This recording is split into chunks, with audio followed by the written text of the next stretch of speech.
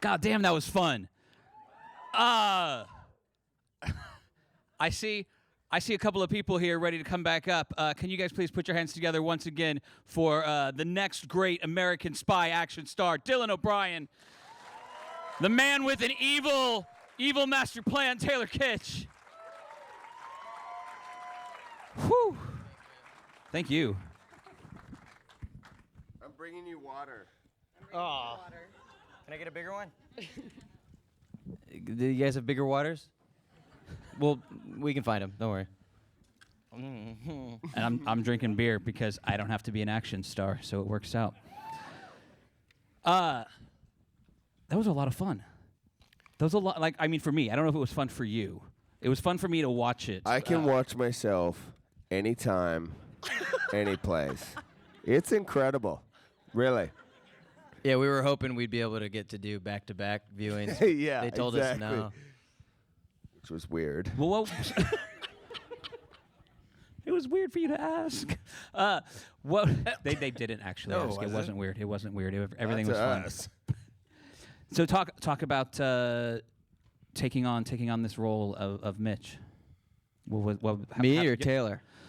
I mean, we'll get to Taylor taking on Mitch in a little bit, but yeah, like beginning it's been 18 years since the first book came out, and there's a lot of there are a lot of fans out there. That's a lot of people looking to you to make what I think you made happen in a really amazing way. Did you guys fucking enjoy that? That was, but it's. You get that call, and then you show up on that set, and then you have to face down Mr. Keaton. That's got to be a little bit intimidating. He's okay. That was the easiest part. He's all right. I don't even know who that is, so. Yeah, you got to just look him up, man. IMDb him. We've been asked Okay. this a lot at this point. I know. I should look. I should IMDb You just got to him. look. Okay, so we did the intro, and I was like, we got this Q&A down. These guys are going to be on, but let's. Whoa, all right, I'm on. Jesus, man. That's awesome. Look at Do you. we have any bigger waters? I'd really like to know some more about preparing to take on the role of Mitch Rapp. Yeah, no, it was. Yeah, I'll actually answer the question. Thank you. Yeah, no, I didn't really feel like pressure mounting or anything. I mean, it's just like anything, So before you take on a project, you weigh out a lot of, I think about the role, how connected I feel to it. If I want to be the guy to take that on and tell that story.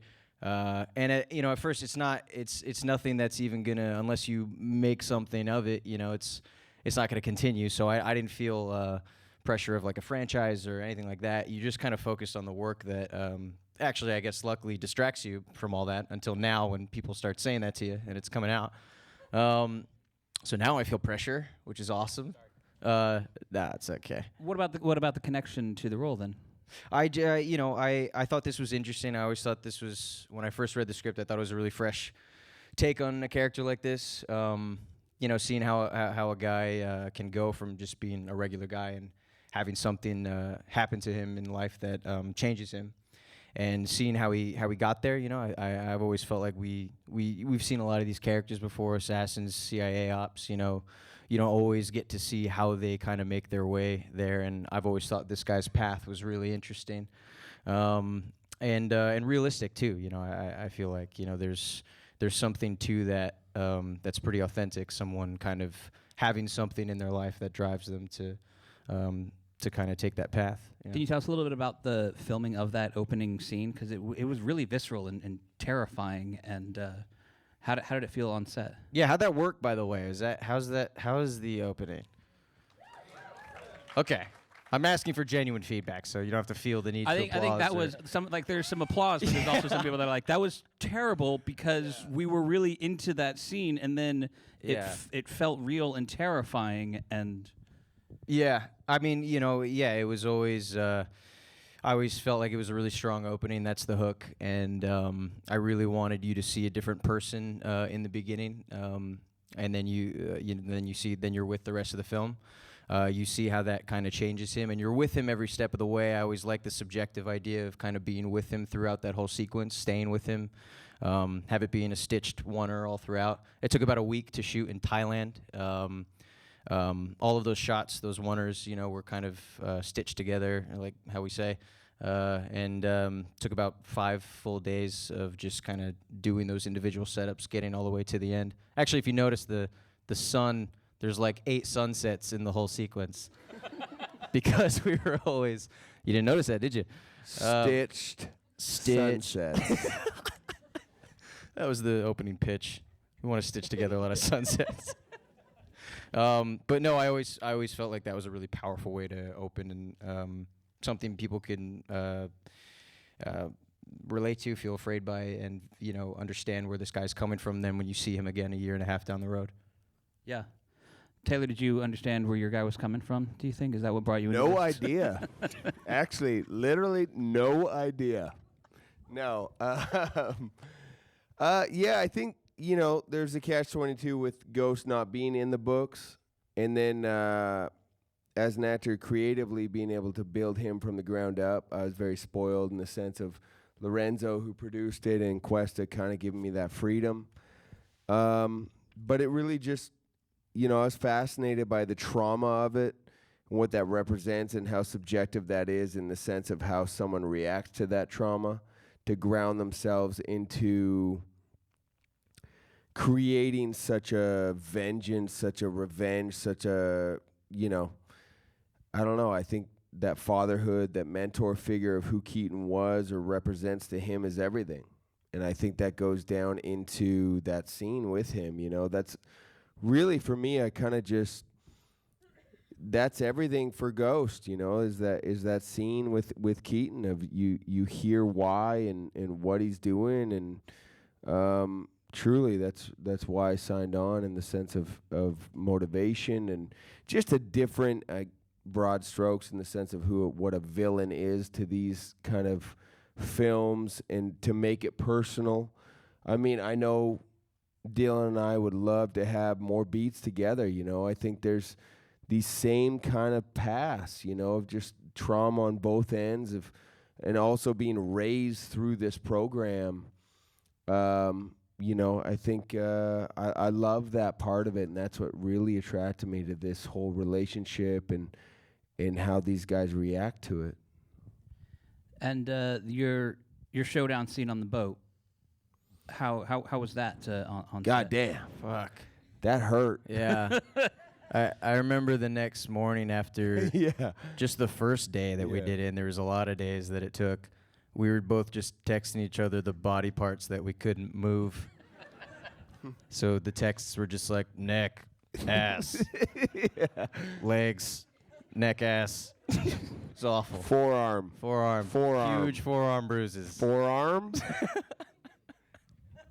Yeah, that was brutal. And we extended it, so we went back and did more. Yeah.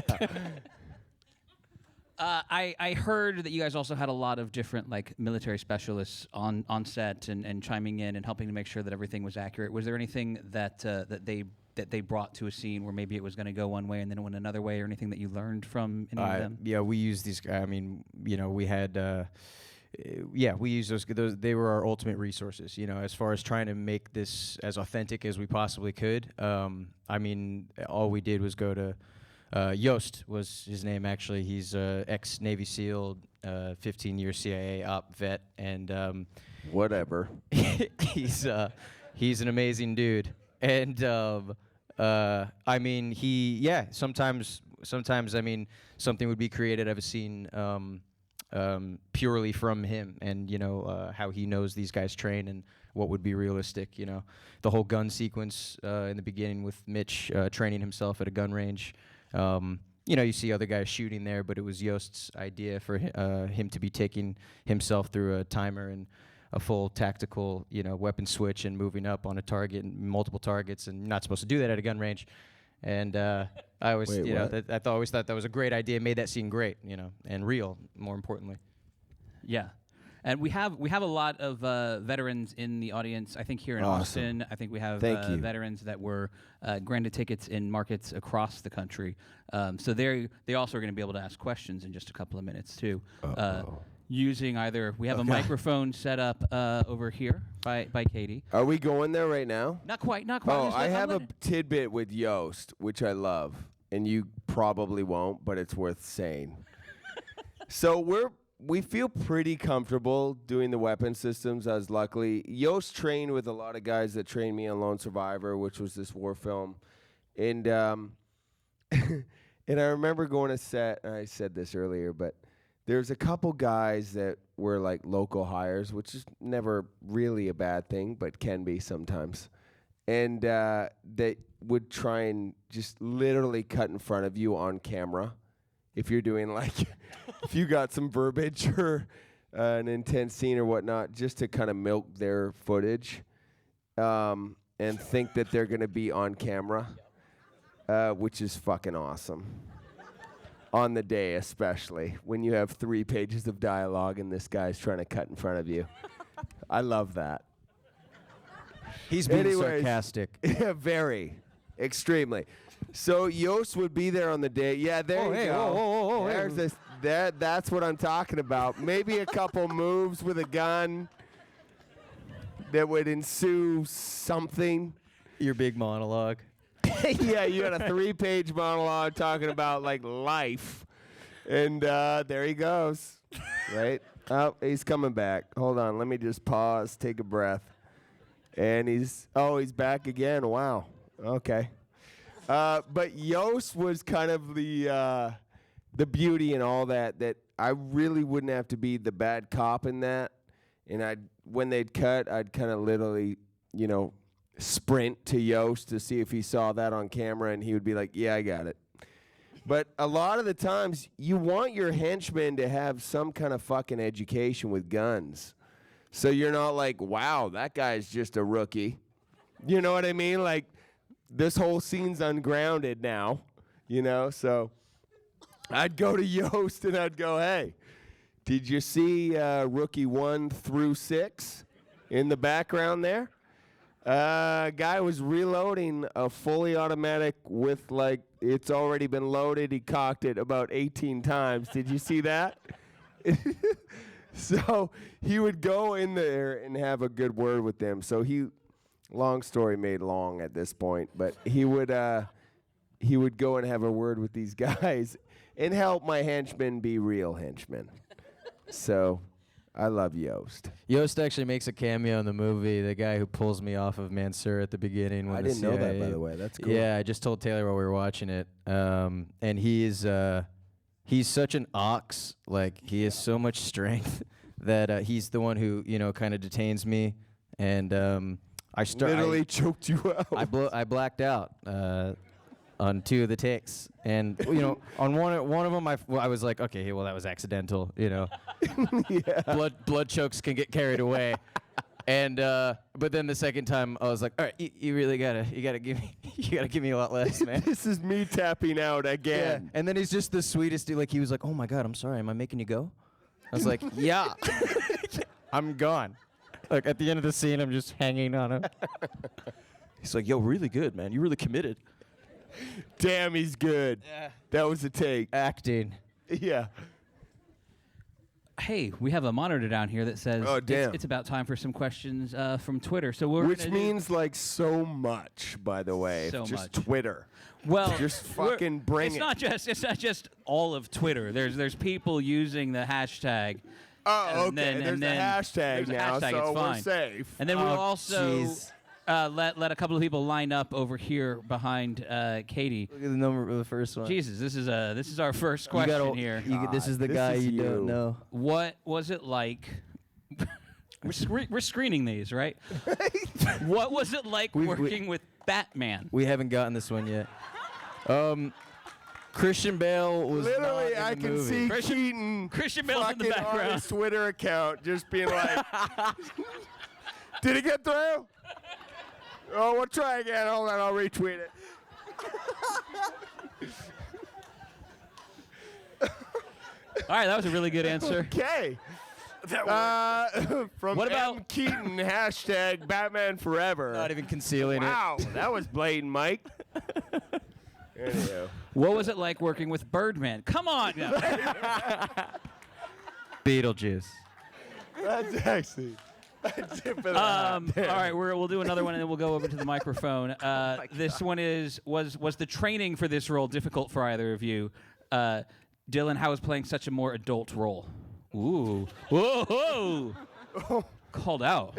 Yeah, get to know I've just been a kid until now that I'm 26. What was the question? Oh, yeah, the training. Yes, in my little feeble actor world, that was very difficult training for me, but completely pales in comparison to what someone would actually be going through. So I hope we made it look strenuous, I guess. But yeah, I went through about 6 weeks of fight training beforehand and weight training because I'm a skinny little nugget, and I had to try to at least pull off some sort of shape. So it was twice a day in a gym, just mixed martial arts, some jiu-jitsu too, because it was an idea by the stunt coordinator for this guy to be a grappler, which I always thought was cool and again fresh. And then once we got out to the film pre-production, a good solid 2 weeks / then the rest of the movie of constant gun training and everything training with Yost. So was it like I can kind of imagine the first day walking into that kind of physical training and being like, oh, what's like the last day on the end of the 6 weeks when it's like, you're ready for the film? No, still way worse, because they're always just trying to get you to be dead at the end of the day. So it's not like you're just like in amazing shape after 6 weeks and you can handle anything. He's still just trying to kill you. So, because that's the whole point, to progress. What were we talking about? I completely forgot. This is not a joke. I know. Sounds like how getting in shape sucks is what we were talking about. Taylor, did you have to do any additional training for?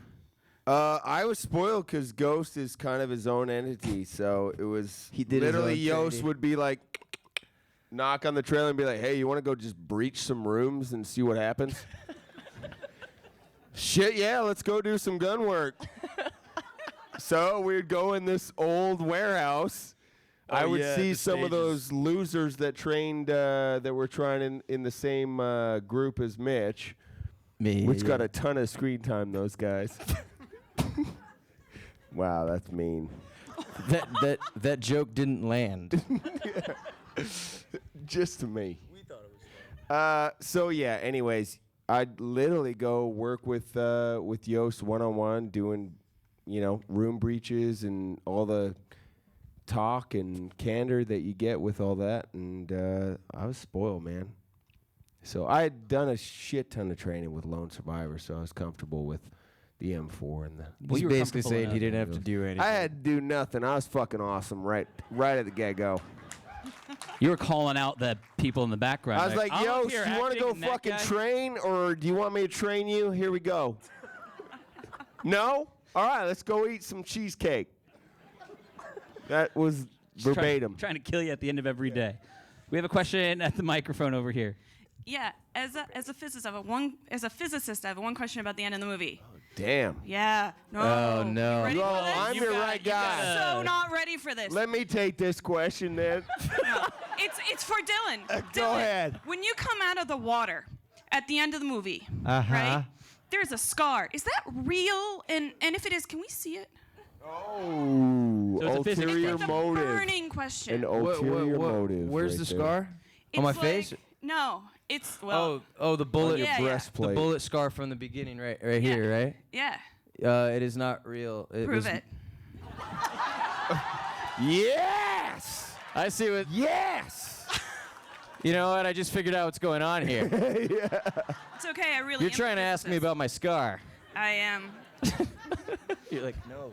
The other Man. scar. Physicists are weird. True. I'm not. Let's gonna look take at my this. shirt. So from Twitter. Segue to Twitter. This is a really good. This is a really good segue. I do like that we have so many veterans in the audience, and I also love the casting of this with bringing both of you guys in. You do have some female fans in the world that are going to ask questions like that of you. I don't know if you've ever noticed that before in your careers, but it will probably continue to happen. But I love that we have the. You're bringing in this other audience. You're doing this type of what? It's okay. I drank more of it. It's gonna be fine now. And so we go and we switch into has your outlook on the military and Navy changed since filming? Which is like, what kind of terrible outlook did you have beforehand? That's the thing. Your respect just grows for those dudes and what they do every day. And again, not to keep bringing up Yost, who you guys must just be cracking up about at this point, just because he's a one-named man that we just keep talking about. Could be made up. Even just hearing what he's been through, hearing stories of his, 99% of which you can't even hear because he can't really tell you. But you just say, the training these guys go through, it just gives you, again, like I said before, the 6 weeks of bullshit actor training that I went through, it doesn't even compare. So I just couldn't have more respect. I could. It's ever growing. I can't believe what these guys do, and to play someone, who is you're supposed to try to authentically kind of emulate these guys as best you can. You try to do the best you can, and you try to honor them like you can, because that's most important to me. But at the end of the day, we're actors, and I am always still a little percentage embarrassed about that because, this is the real deal, and these guys really do it every day. Yeah, I echo that, I echo, yeah, definitely. I mean, look, I've been exposed to playing Mike Murphy, man. And so Mark Luttrell is one of my closest friends in the SEALs, and we were there 2 weeks ago skydiving with those guys, and they're my heart, man. I mean, that's something that is a movie that I've been a part of that has given back to me more than I even gave in, I'm still insanely close with the Murphy family and those SEALs, and it really kind of trickles down. And I will say this is fiction, so to me, there is no comparison. But I've been honored, and to play someone like that has been a dream come true. So those guys, those ladies, and everyone connected to that and their families are really a piece of me now, and I feel a responsibility that I will carry that flag for the rest of my life. For sure.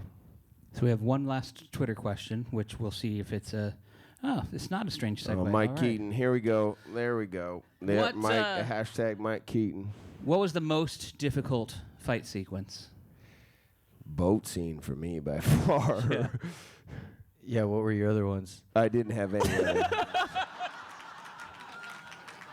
So I would say the boat scene was for me pretty intense. Okay, go ahead, Dylan. You take. You did have to Mad Dog on Keaton a little bit though, which is I did, but that's literally a a 65-year-old chained up, about to be electrocuted. I was okay. So, and I had shot him in the leg to get him in the room. So he was already bleeding out. There's emotional difficulty too, though. Emotional fights, there's a lot. That was a tough one for you. Yeah, that was gruesome. Took its toll. But yeah, physically, yeah, definitely working with this cat who has endless energy in those scenes. So yeah, we had picked up the scene too, and I had wrapped Waco literally 12 hours earlier. And I was 25 pounds lighter.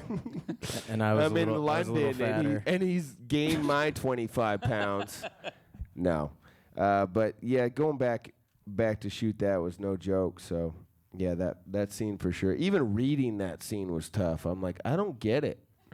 Why is the boat throwing us against the wall? And the roof?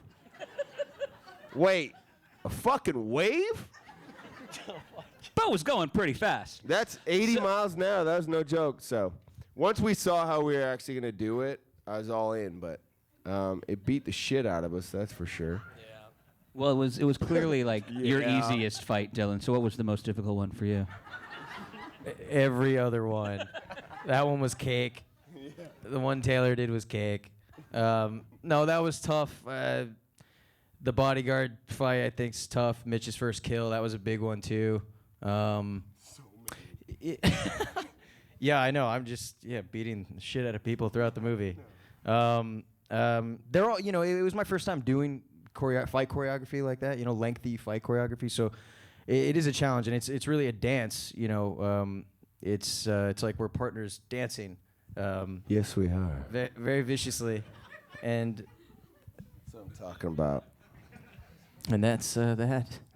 So that's our Q&A, you guys. We're the two gonna assassins. wrap on these two guys who fought so hard, coming together and being cuddly at the end. Ever.